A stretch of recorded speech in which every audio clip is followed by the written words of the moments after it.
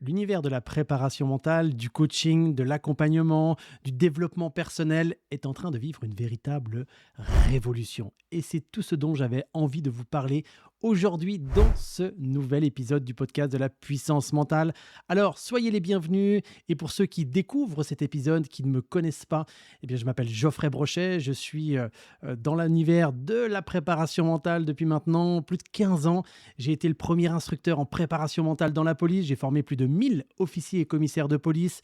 Et depuis 2021, au sein de l'Académie de puissance mentale, j'ai formé plus de 250 coachs en préparation mentale. Et vu que je suis un gars de terrain, eh bien, tout simplement, depuis de nombreuses années, j'ai accompagné des centaines de personnes en individuel. Et ça, quels que soient les domaines, que ce soit le très haut niveau, que ce soit le monde artistique, des célébrités, des gens du monde politique, des managers, des chefs d'entreprise, bref, tous les domaines finalement. Et c'est ce qui me permet aujourd'hui de vous partager des données qui viennent du terrain.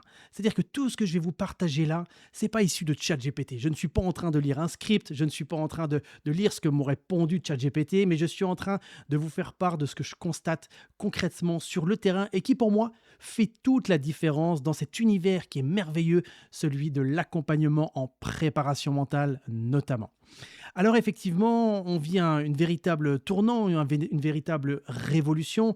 Mais en fait, pour bien comprendre ça, c'est important aussi de comprendre d'où vient très simplement le coaching. En fait, le coaching, quand on parle de coaching, c'est le fait d'accompagner une personne sur sa pleine réalisation. Il vient des années 60 environ, où on a compris que la personne, plutôt que de suivre une voie qui lui était toute dictée, que ce soit par son éducation, par ses parents, par un professeur, eh bien, il était important de remettre l'individu au cœur de sa propre vie. Et c'est pour ça qu'on est parti sur une sorte de principe qui est très bon, hein, et qu'on conserve toujours, mais qui aujourd'hui n'est absolument pas suffisant. C'est celui d'inviter la personne à prendre de la hauteur par rapport à la problématique qu'elle vit, par rapport à sa propre vie aussi, et aussi par rapport à elle-même, ses failles, ses qualités, toutes ces valeurs, tout ce qui la caractérise finalement. Et au final, pour qu'elle puisse prendre une décision avec de la liberté de choisir. Et ça, c'est fondamental parce qu'on est parti d'avant les années 60 où finalement la personne n'avait pas trop le choix de ce qu'elle pouvait décider dans sa propre vie. Et là, on lui donne de la liberté. Et on est parti même dans certaines écoles, et ça s'enseigne encore, et pour moi, c'est une véritable erreur, c'est le fait que on ne doit pas proposer de solution à la personne que l'on accompagne parce que cette personne est censée trouver elle-même les solutions.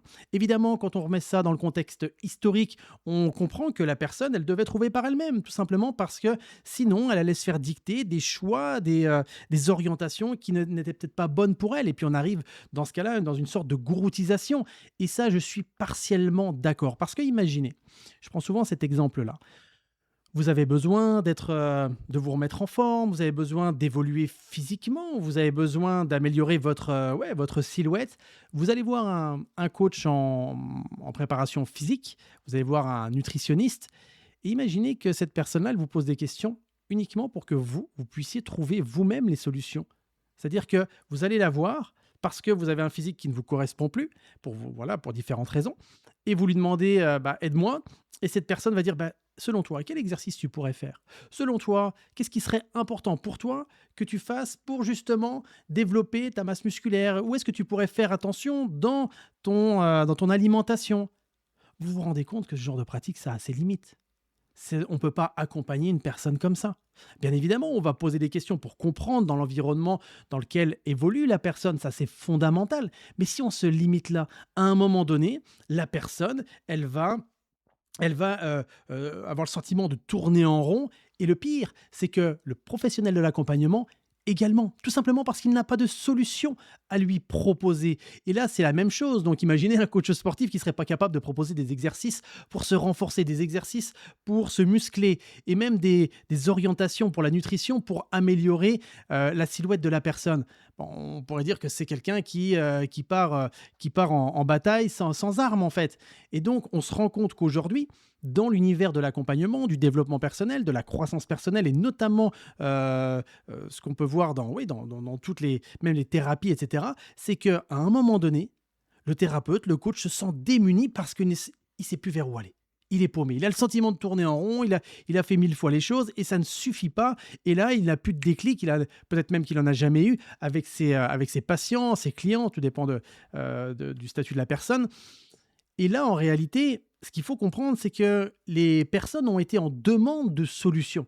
Et vu que le terrain demandait des solutions concrètes pour améliorer sa confiance, gérer son stress, passer à l'action, lâcher prise, améliorer ses relations avec ses proches, là, les professionnels se sont dit, oh là, c'est un peu le problème parce que si j'arrive pas à trouver de solutions à proposer aux personnes que j'accompagne, je risque de fermer boutique tout simplement parce qu'ils vont aller voir ailleurs. Et ils ont eu raison. Et d'ailleurs, ceux qui pratiquent encore ça, ces méthodes-là, sans proposer de solution, autant vous dire que ça ne va qu'un temps. Ils vivotent tout simplement parce qu'ils ont des personnes qui viennent les voir une fois, ils font une séance, 2 séances, 3 séances, et après, ils vont voir ailleurs. Et comme ça, ils n'ont pas de business finalement qui est prédictible. Ils attendent que le client, que le patient, hein, tout dépend le statut de la personne, parce qu'un patient, c'est tout ce qui est du monde médical, donc ça va concerner tout ce qui est psychologue, psychiatre, etc. Et quand c'est des clients, c'est ceux qui ne sont pas, on va synthétiser, mais ceux qui ne sont pas issus du milieu médical.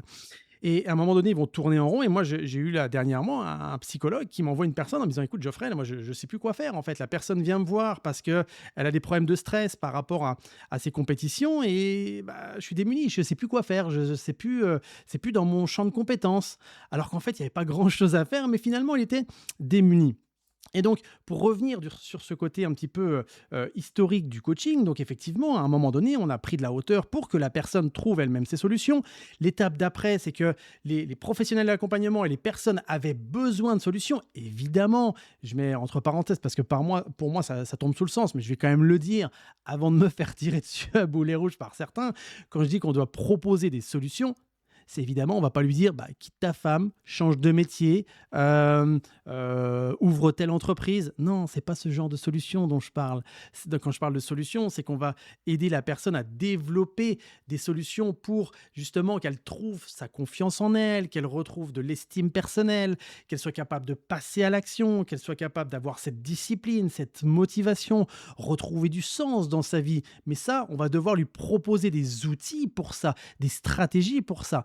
Et si vous ne les avez pas aujourd'hui, si elles ne sont pas fiables, et on va voir comment aussi, à l'issue de cet épisode, comment proposer ça, parce que vous pouvez proposer un outil par-ci, un outil par-là, mais finalement, c'est comme si vous aviez plein de pièces d'un puzzle et qui ne sont pas réunies. Au final, on a un puzzle qui, d'apparence, il pourrait être beau quand on voit le modèle final, mais les pièces, on n'arrive pas à les joindre et au final, on est complètement paumé. Eh bien, c'est pareil, c'est OK, on va avoir des solutions, mais on va voir aussi après comment les agencer.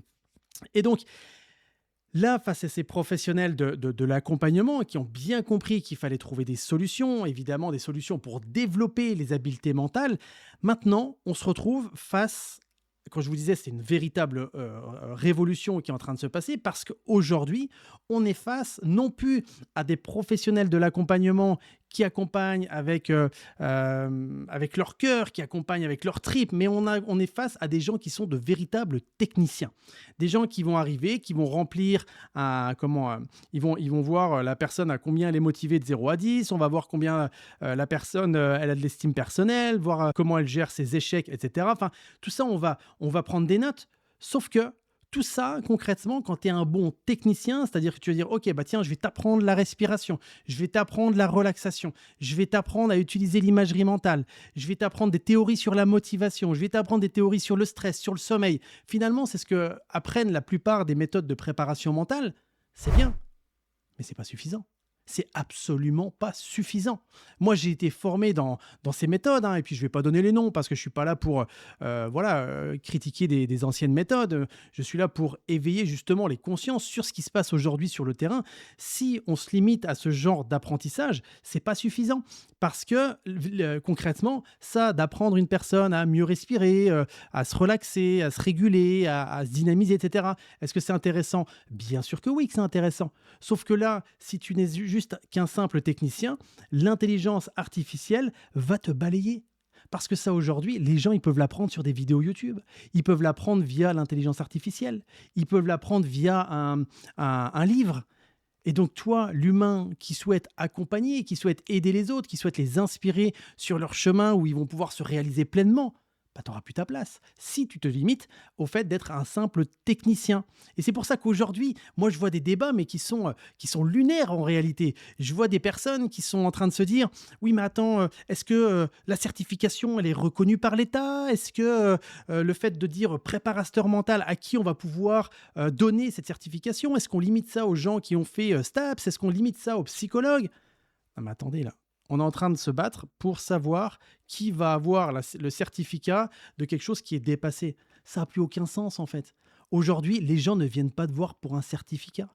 Et je vous dirai pourquoi ils viennent vous voir vous et pas quelqu'un d'autre. Mais aujourd'hui, de venir se dire, ouais, on doit donner telle certification de coaching qui doit être reconnue RNCP.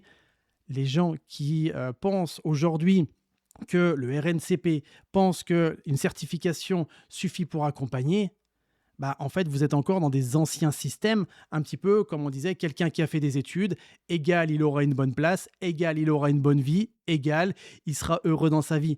Non, c'est des anciens systèmes, ça. Ça ne fonctionne plus comme ça. Et c'est pour ça qu'on assiste aussi à une horde d'experts qui constatent que, assis sur leur savoir, et qui pourtant, ils ont du savoir, mais impactent beaucoup moins que des jeunes qui ont les dents longues, qui sont peut-être creux comme des radis, mais qui arrivent et qui ont cette facilité à parler de différentes connaissances, et eux vont avoir beaucoup plus de résultats, beaucoup plus d'impact, beaucoup plus de gens qui vont venir les voir, versus les experts là, qui sont littéralement fauchés, qui n'arrivent pas à vivre de leur expertise, ou qui vont rester peut-être dans des universités, peut-être dans des structures un peu old school, et c'est dommage. C'est dommage parce que ces gens-là, l'un comme l'autre, on a tous à apprendre les uns des autres. Je suis pas en train de vous dire qu'il y a un type de personne qui propose des choses qui ne fonctionnent pas. C'est pas ça.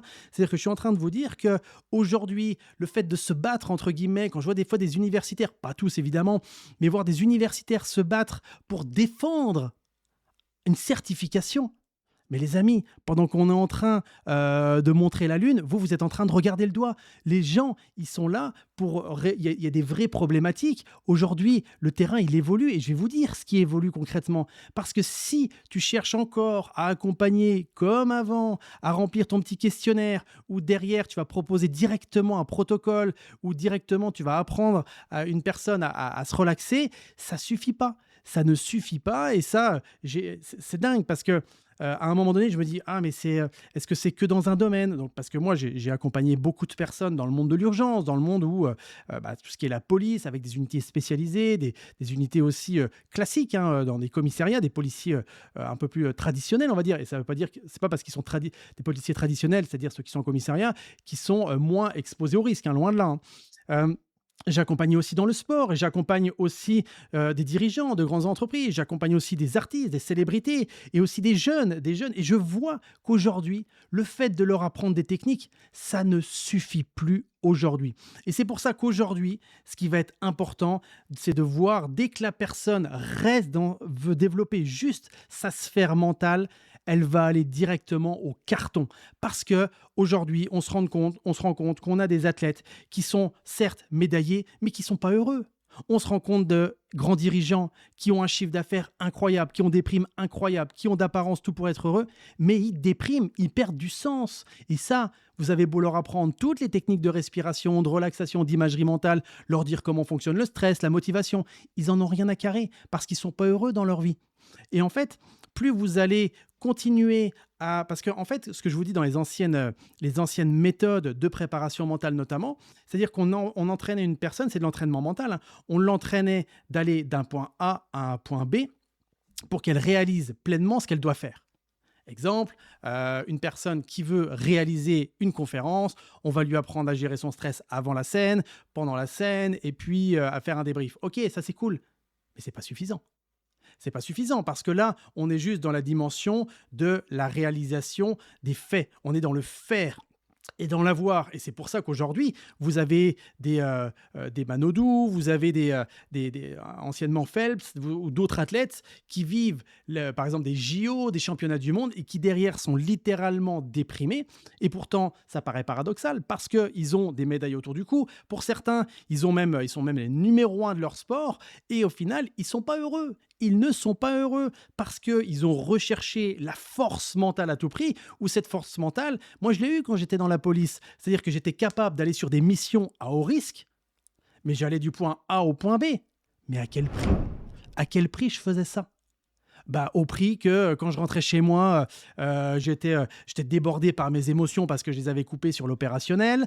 Je faisais des cauchemars, j'étais paumé, je savais plus où j'étais, parfois en pleine nuit. C'était le bordel. D'accord? Mais tout simplement parce que, et je me disais, mais pourtant j'arrive à gérer mon stress, je suis motivé quand j'y vais. Oui, mais il y avait autre chose de beaucoup plus profond. Et en fait, ce qu'il faut comprendre, c'est que aujourd'hui, les personnes viennent rechercher quelque chose de différent, et c'est quelque chose de beaucoup plus grand qu'eux. C'est-à-dire qu'ils vont chercher à se réaliser pleinement, ils vont rechercher du sens dans ce qu'ils font, ils vont rechercher de la profondeur, ils vont rechercher quelque chose qui les anime profondément, un petit peu comme... alors, je fais juste une parenthèse, hein, là, quand je vous parle avec mes tripes, hein, je ne suis pas en train de lire un script, bon, je pense que vous l'avez remarqué, mais c'est aussi ce que je vois sur le terrain en réalité. Et moi, ce qui me rend dingue, c'est quand je vois toutes les demandes qui sont là, et puis que derrière, il y a des professionnels qui continuent à appliquer des choses qui ne fonctionnent pas. C'est un peu comme si tu voulais mettre un carré dans un triangle. Bah, ça a ses limites. À un moment, tu vas forcer, tu vas dire, bah oui, mais c'est le carré qui est pas bon parce que le triangle, lui, il est bon. Bah non, ça marche pas. Ça ne fonctionne pas comme ça. Et donc là, moi, je vois des personnes que j'accompagne. Ils recherchent tous, sans parfois même le savoir, mais ils cherchent à se réaliser pleinement. Et en fait, que ce soit leur sport, que ce soit leur entreprise, que ce soit leur couple, que ce soit leur vie en général, tout ça, c'est des supports pour eux se réaliser pleinement. Peut-être que certains vont dire que je suis perché en disant ça, mais quand je vois, là par exemple, en ce moment, j'ai la chance d'accompagner une petite jeune qui a une quinzaine d'années, qui est exceptionnelle, parce que vraiment, elle a une prise de hauteur, des prises de conscience qui sont peut-être même nettement supérieures à certains adultes. Au début de l'accompagnement, eh bien, elle voulait absolument rentrer en centre de formation, elle était obstinée par ça, et plus elle se mettait le focus sur cet enjeu-là, plus elle en perdait sa liberté dans son jeu JEU, et finalement, elle en oubliait le jeu JE. Elle oubliait qui elle était stressée, elle dormait mal, elle se mettait la pression, et puis derrière, ses parents qui avaient le sentiment de faire du mieux qu'ils pouvaient, bah, ils étaient aussi désabusés parce qu'ils voyaient leur gamine ne pas être heureuse. Non mais c'est dingue. À la base, elle est sur quelque chose qui la passionne, et au final, on arrive à avoir une gamine qui est complètement stressée et désabusée. Et ça, c'est pas normal. Donc oui, on peut toujours lui donner de la respiration, des relaxations, etc. Mais ça va au-delà de ça. Ça va sur le fait d'apprendre à se connaître pleinement, de se réaliser pleinement, d'aller en direction, je dis bien en direction, pas viser une destination, exemple le centre de formation. C'est une direction, dans quelle direction tu veux mener ta vie, quelque chose de beaucoup plus grand qu'elle. Et là où elle va, cette personne, cette gamine-là, hein, qui a une quinzaine d'années, hein, qui va aller vers quelque chose qui l'a fait grandir, qui l'a fait évoluer. Et même son papa, avec qui je suis en contact régulièrement, il me dit, mais je la vois évoluer, je la vois grandir, je la vois prendre de la hauteur. Est-ce que cette gamine, elle est toujours parfaite? Bien sûr que non, ça reste une adolescente. Mais même comme nous, adultes, on n'est pas non plus, entre guillemets, parfait. Mais ce qui est important, c'est qu'elle a le sentiment d'aller en direction de quelque chose qui l'inspire et pas qui lui met la pression. Et c'est ça la différence. C'est parce qu'elle a retrouvé du sens dans ce qu'elle réalise. Parce que quelqu'un qui ne trouve pas du sens dans ce qu'il réalise, à un moment donné, quand il va devoir mettre des efforts, quand il va devoir mouiller le maillot, quand il va devoir se lever alors que la plupart des gens restent allongés, s'il n'a pas le sens derrière tout ça, c'est pas les théories de la motivation qui vont l'animer profondément. C'est pas le fait de savoir comment fonctionne le stress qui va l'animer profondément. C'est qu'il va se sentir porté par quelque chose de plus grand, en fait. Et là, ça va l'intéresser. Là, il va aller de l'avant. Et c'est pour ça, moi, quand je vois les anciennes méthodes de préparation mentale, je m'en détache. Je m'en détache. Est-ce que ça veut dire que je n'enseigne plus dans mon académie techniques de respiration, relaxation, imagerie mentale? Bien sûr que je les enseigne. Mais ça, c'est la base. Heureusement que je les enseigne. C'est le minimum vital. Mais est-ce que tu peux te permettre de ça pour accompagner aujourd'hui des gens qui ont des grandes ambitions, des gens qui ont envie de se réaliser pleinement? Ben non, ça suffit pas. C'est comme si tu mettais juste un pansement sur une plaie ouverte. C'est bien, mais ça a ses limites. C'est insuffisant. Et donc, Aujourd'hui, au-delà d'aider la personne à driver son mental, d'accord? Son mental, c'est-à-dire de ce qu'elle veut, ce qui va être important, c'est de la driver sur ce que moi j'appelle sa puissance mentale. Pourquoi je l'appelle puissance et pas force mentale? Parce que la force mentale, on va juste se limiter à cette dimension de la volonté, de la détermination, de ce qu'on veut consciemment. Et en fait, je l'appelle la puissance mentale parce qu'on va aller connecter, écoutez bien, c'est important, on va aller connecter ce mental-là, celui qui veut, c'est un peu le gouvernail, hein, et c'est tout ce qu'on appelle l'ego, celui qui a la perception de lui, la perception des autres, du monde qu'on entoure. Des fois, on a tendance à comment à considérer que l'ego c'est quelque chose de mauvais. Bah, absolument pas. L'ego, c'est celui qui va te permettre d'aller de l'avant aussi, parce que c'est lui qui va te donner la direction, entre guillemets, enfin pas la direction, mais qui va percevoir les choses de l'extérieur. Donc, l'ego, il est mauvais uniquement quand il te freine, qu'il te bloque. Mais si l'ego, il t'aide à te réaliser pleinement, bah, c'est le cas de dire, let's go, laisse aller l'ego, ça c'est bon. Par contre, la puissance intérieure, c'est celle qui va nourrir ton âme, celle qui va nourrir tes tripes, celle que tu ressens quand tu es en train de voir quelque chose qui waouh, te fait un effet où tu sais même pas l'expliquer en réalité. C'est cette puissance-là qu'on va aller chercher chez la personne qu'on accompagne, chez la personne qui aujourd'hui peut-être se sent perdue dans sa vie. Et on va chercher une cohérence entre ce qu'elle ressent, donc cette puissance. Et pourquoi moi j'aime l'appeler la puissance? Parce que la puissance, c'est une force en mouvement. D'accord? En musculation, on a la force, bouah, la capacité à soulever un poids, et la puissance, c'est la capacité à soulever ce poids avec la vitesse. D'accord? La vitesse qu'on va mettre, c'est de la puissance. Et là, la puissance intérieure, c'est lorsque cette force que tu as au fond de toi, elle va avec beaucoup de vitesse en direction de ton mental, vraiment pour dire, hé, c'est ça ce dont j'ai envie, c'est ça ce dont j'ai besoin. Mais pour ça, on doit accompagner les personnes parce que très souvent, elles sont limitées, elles se coupent de cette puissance intérieure par notamment leurs facteurs critiques, c'est-à-dire que ça va être l'éducation, ça va être les expériences qu'elles ont vécues, les croyances qui les drive aujourd'hui, qui les empêchent d'écouter, de ressentir ce qu'elles ont au fond de leur trip. Et ça fait toute la différence. Et je me rends compte que pendant longtemps, je dis, oui, moi je forme à la préparation mentale, je forme à la préparation mentale. Non, je forme pas que des techniciens. Je forme des gens qui sont là, qui sont capables. Et je vais vous dire aussi ce qui fait la subtilité. Je regarde le temps. Oui, mon podcast, il est loin d'être terminé. Donc, là, la personne, elle va être capable d'aider, donc le coach en puissance mentale, il va être capable d'aider la personne face à lui ou face à elle à reconnecter cette puissance intérieure avec ce mental. D'accord? Pour qu'une fois qu'il y a cette cohérence, tu es complètement inarrêtable. Un peu comme cette maman-là, imagine, c'est toujours un peu le stéréotype, mais imaginez la maman qui voit son fils en train d'être, entre guillemets, agressé par un gars qui fait 1,90 m. Cette maman-là, elle a tellement cette force intérieure, cette puissance intérieure, poum, qui va monter au mental, qui fait un alignement. Elle réfléchit même pas, elle dit j'y vais. Elle se pose pas la question, est-ce que je suis motivé? Est-ce que c'est le bon moment? Est-ce que ça répond à mes valeurs, le fait d'aller sauver mon enfant? Non, elle y va. Elle y va, elle y va avec cette détermination, avec cette force.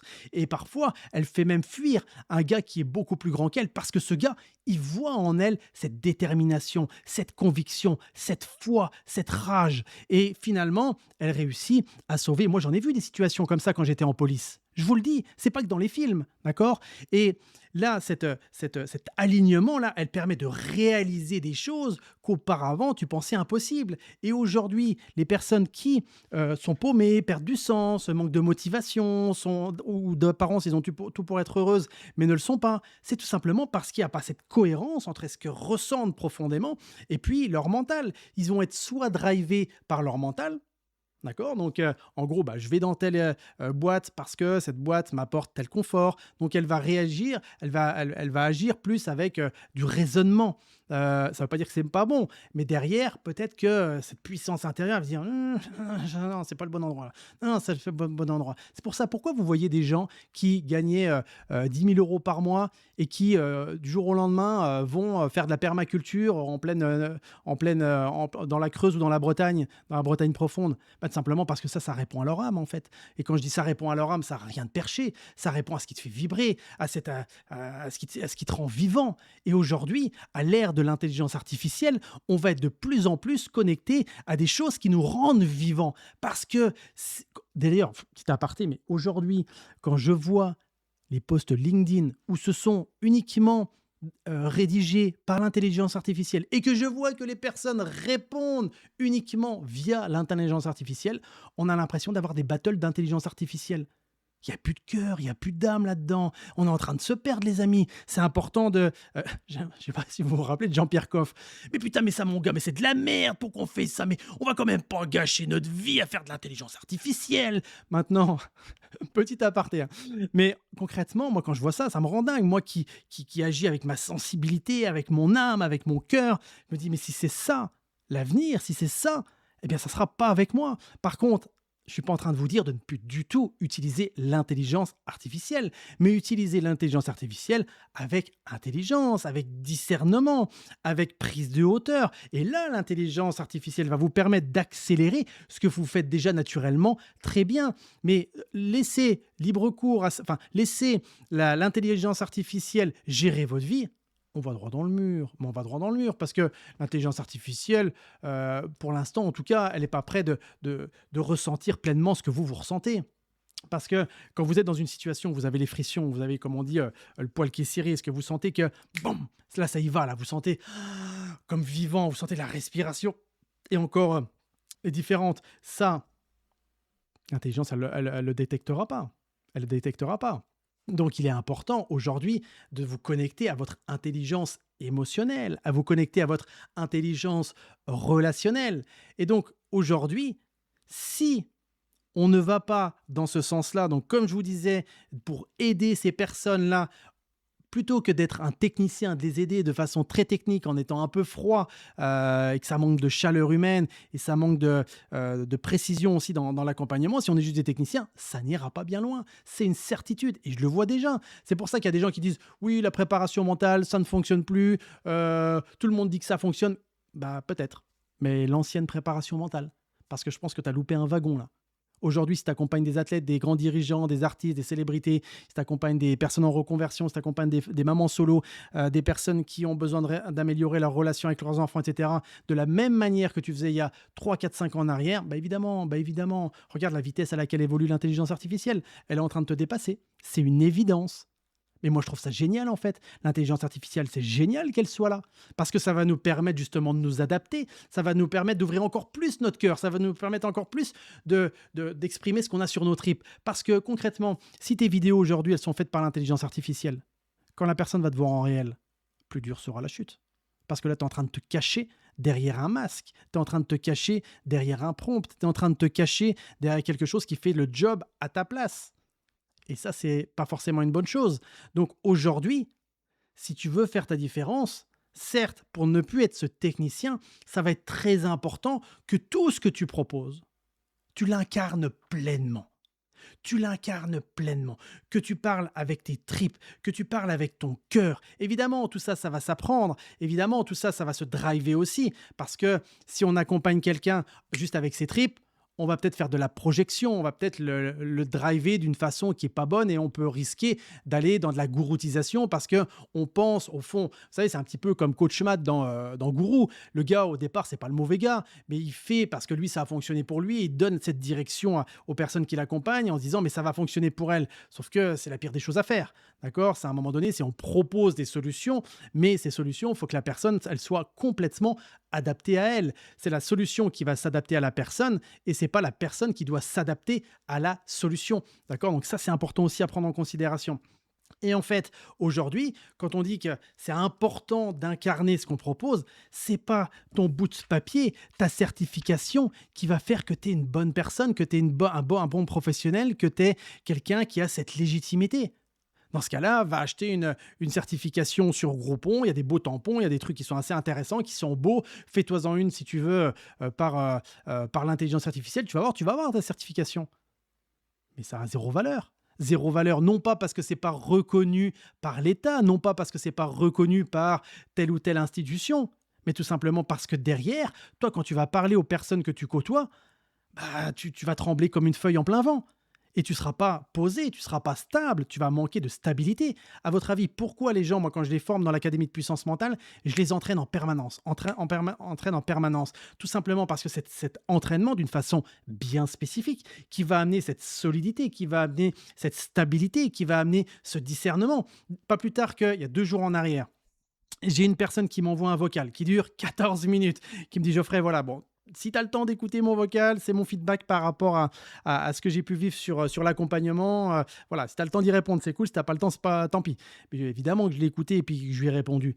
En fait, cette personne-là, elle est en cours de formation et elle accompagne une personne, qui est proche d'elle et elle l'accompagne et puis elle dit: «Écoute Geoffrey, à un moment donné, je me suis senti en difficulté parce que je suis allé dans telle direction, mais j'ai senti que, au fond de moi, c'était telle, direction qu'il fallait prendre, donc je l'ai orienté vers là et puis la personne était».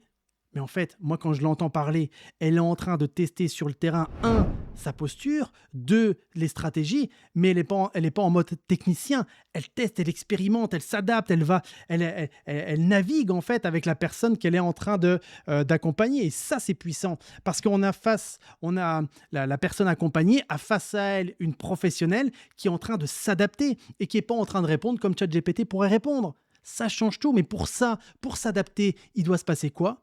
Tu dois être connecté, ça va paraître perché pour certains, mais de cœur à cœur. Pas être froid, pas être un mur, pas être en mode moi je sais, t'es mon élève. Mais non, on va bien au-delà de ça.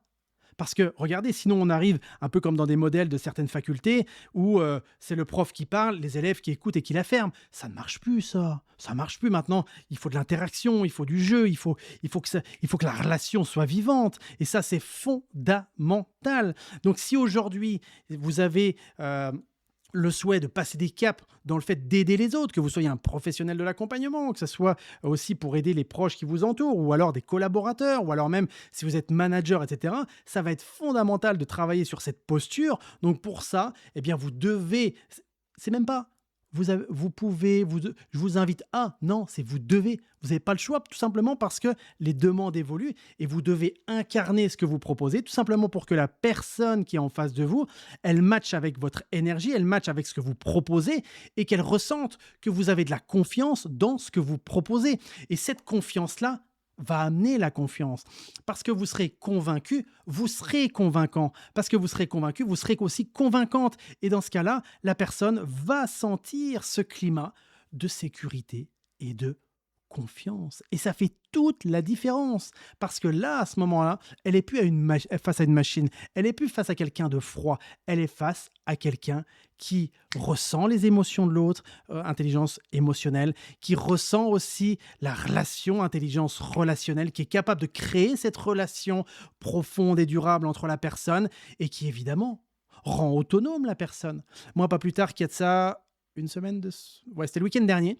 J'ai un de mes athlètes qui est un pilote qui réussit une course et qui dit Geoffrey, je suis super content et tout. Il dit qu'est-ce que t'en penses? Est-ce que je dois continuer l'accompagnement avec toi ou pas? J'ai dit tu sais, moi, l'objectif, c'est que tu sois autonome. L'objectif, c'est que tu te réalises pleinement. Si aujourd'hui, tu as le sentiment d'arriver à voler tes propres ailes, let's go, vas-y. Si à un moment donné, dans ta vie, dans ta carrière, tu sens que tu es face à un plafond de verre, que tu as besoin d'un coup de main, appelle-moi, on en discute, je verrai si je peux t'aider ou pas. Mais là, le but, c'est aussi que la relation, in fine, la personne, elle puisse évoluer pleinement toute seule, qu'elle ne soit pas dépendante de vous. Ça, c'est une évidence, parce que c'est ni bon pour vous, ni bon pour elle. Et pour ceux qui se disent, ouais, mais attends, Geoffrey, parce que si la personne, elle vient plus me voir, j'aurai plus de clients, plus de clientes, plus de patients, plus de patientes.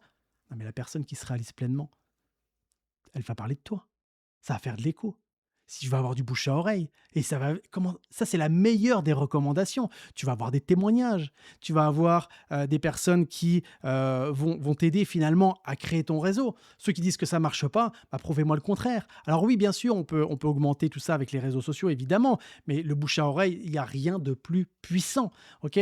Donc aujourd'hui, si on peut résumer, ça fait combien?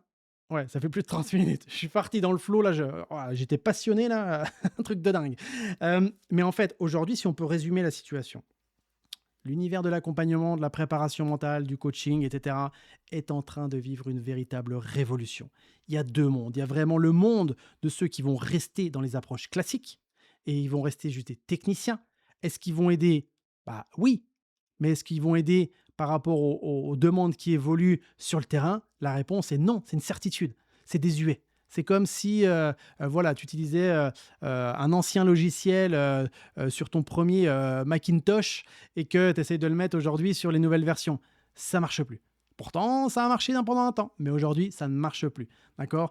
Et il y a l'autre chemin où là, les personnes ont compris qu'elles devaient évidemment incarner ce qu'elles proposaient. Ça, c'est fondamental. Et moi, je fais une petite aparté, mais quand j'étais dans la police, certes, j'enseignais des techniques de préparation mentale classiques, mais pas que.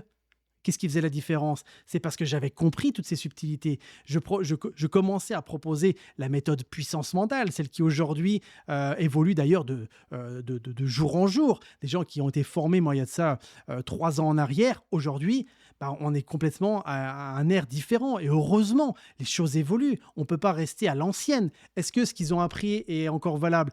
Oui, le fond, mais maintenant, il y a de la subtilité, il y a de la nuance, il y a des choses qui te permettent de t'adapter aux nouveautés du terrain, d'accord? Donc déjà dans la police, j'avais saisi ça. Et déjà dans la police, je ne faisais pas qu'enseigner les préparations mentales classiques, d'accord? Moi, j'étais formé à la méthode TOP. C'était pas suffisant parce que les personnes perdaient du sens. Elles avaient besoin de se réaliser pleinement. Quand elles étaient sur leur scolarité qui durait 1 an et demi, elles se sentaient paumées en fait. Il y a des pères de famille, des mères de famille qui étaient là en formation, qui étaient loin de leurs enfants. Apprenez-leur juste à respirer et puis à se relaxer. Est-ce que c'est suffisant? Bien sûr que non. On doit aller bien plus loin que ça. C'est une évidence, c'est une évidence. Et donc là, il y a ces deux chemins où ceux qui restent sur la prépa mentale classique, de l'accompagnement classique ou des méthodes classiques, bah, ils vont soit stagner, soit régresser. Et il y a en parallèle ceux qui ont bien compris qu'aujourd'hui, il est fondamental d'incarner ce que tu proposes. Et pour ça, c'est pas compliqué. Regarde, écoute les personnes quand elles te parlent de ce qu'elles te proposent, comment elles en parlent, comment elles te proposent ça. Est-ce que tu as envie d'aller vers elles? Est-ce que tu as le sentiment qu'elles dégagent pleinement ce qu'elles te proposent? Et au-delà de ça, ça va être quand les personnes vont proposer justement un accompagnement, etc., c'est pour que la personne, au-delà qu'elle réussisse une performance, c'est que derrière, elle y trouve du sens, du bien-être, que ça ait de la profondeur et que ça soit connecté profondément à son âme, que ça la rende vivante pour qu'elle aille de l'avant. Alors je sais qu'il y a des gens qui vont dire Geoffrey Brochet, il est perché quand il dit ça. Et puis nous, à l'université de machin. Ouais, moi, je regarde ce qui se passe sur le terrain. Évidemment, je regarde et je suis en veille permanente sur ce qui se passe dans les nouvelles études, etc. Yes, mais je regarde aussi et surtout ce qui se passe sur le terrain. Et je peux vous le dire, que ce soit des jeunes de 15 ans, des personnes qui ont 20, 30, 40, 50, même 60 ans et plus, aujourd'hui, elles cherchent à se réaliser pleinement et elles cherchent bien plus que juste d'atteindre un simple objectif, et ça c'est fondamental selon moi et selon ce que je vois quotidiennement d'avoir à l'esprit. J'espère évidemment que cet épisode vous a plu, vous a parlé. Si vous avez des choses qui résonnent comme ça, n'hésitez pas à mettre un commentaire juste en dessous. Si vous pensez qu'il peut aider d'autres personnes, n'hésitez pas aussi à le partager sur vos réseaux sociaux ou à le partager en privé à une personne que vous appréciez. Quoi qu'il en soit, prenez bien soin de vous, prenez bien soin de votre entourage, prenez bien soin aussi de vos ambitions, de vos projets, de vos objectifs. Et puis, n'oubliez pas une chose, c'est que l'idée, c'est de toujours s'adapter aux contraintes extérieures et finalement d'aller en direction de quelque chose qui nous anime profondément. Prenez soin de vous, je vous dis à bientôt.